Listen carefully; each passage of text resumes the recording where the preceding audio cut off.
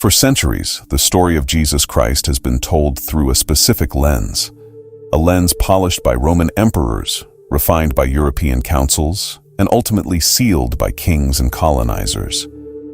We were taught that the Bible is a closed book, 66 books in the Protestant version, 73 in the Catholic. Case closed. Nothing more to see. But what if the version of Christianity you know is actually an edit? What if, hidden away in the highlands of Africa, in a language spoken by angels according to tradition, a more complete record survived? A record that didn't just mention Africa as a footnote, but preserved the very heart of prophetic and apostolic teaching? Today, we aren't talking about conspiracy theories. We are talking about texts, physical, verifiable manuscripts that have been in use for 1,700 years. Mel Gibson, a director known for his unflinching look at the Passion, has reportedly stumbled upon something in the Ethiopian Bible that left him stunned.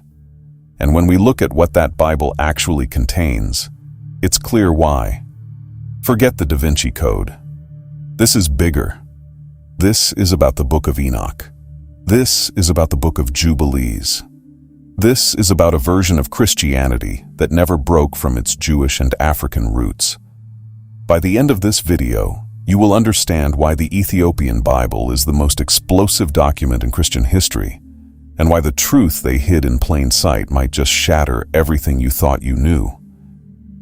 Let's start with a fact that most seminary professors won't tell you in Sunday school. The Ethiopian Orthodox Tewahedo Church has the largest and most diverse biblical canon in the world. We are talking about 81 books. Think about that number. Your Bible likely has 66. That means the Ethiopian Bible has 15 entire books that you have never read, and that most pastors have never even heard of. While the rest of Christendom was busy closing the gates, deciding which books made the cut at councils like the Council of Trent or the Synod of Laodicea, Ethiopia kept the gates open. In the Ethiopian tradition, the concept of a closed canon is alien. They preserved what others discarded. And what did they preserve? Not minor footnotes. We are talking about books that are quoted directly in the New Testament. The Book of Jude, a book in your Bible, quotes the prophet Enoch directly. Where does that quote come from? It comes from the Book of Enoch, which is considered canonical in Ethiopia, but was rejected in the West. So, the question isn't whether these texts are important. The question is, why were they systematically excluded from the European and American Bibles? Who decided that the apocalyptic visions of Enoch, which so influenced the apostles, weren't fit for mass consumption? Now back to Mel Gibson. This is a man who spent his own money to make The Passion of the Christ. He is obsessed with the historical and spiritual reality of Jesus. Sources indicate that his exploration of the Ethiopian texts revealed passages so profound, they challenged the sanitized version of Jesus we see in modern churches. What might he have found? If we look at the texts unique to the Ethiopian Canon, specifically 1st Enoch and the Book of Jubilees, we find a cosmology and a backstory to the Gospels that is utterly mind-blowing. In the Synoptic Gospels, Matthew, Mark, Luke, Jesus often seems to hide his identity. But in the Ethiopian texts that predate Christianity, specifically in the parables of Enoch, there is a detailed description of the Son of Man sitting on the throne of glory. When Jesus calls himself the Son of Man, he is tapping directly into this deep, apocalyptic Jewish tradition, preserved fully only in Ethiopia. Gibson likely realized that the Jesus of the Gospels cannot be fully understood without the prequel found in Enoch.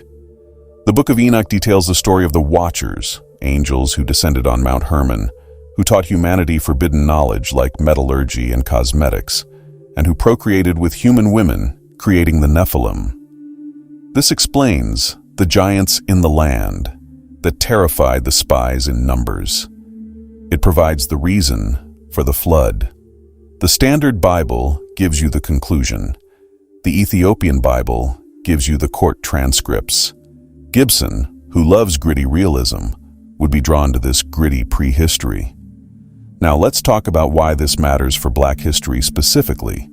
For centuries, Western art depicted Jesus as European. White skin, blue eyes, flowing hair. But the Ethiopian Church never bought that lie.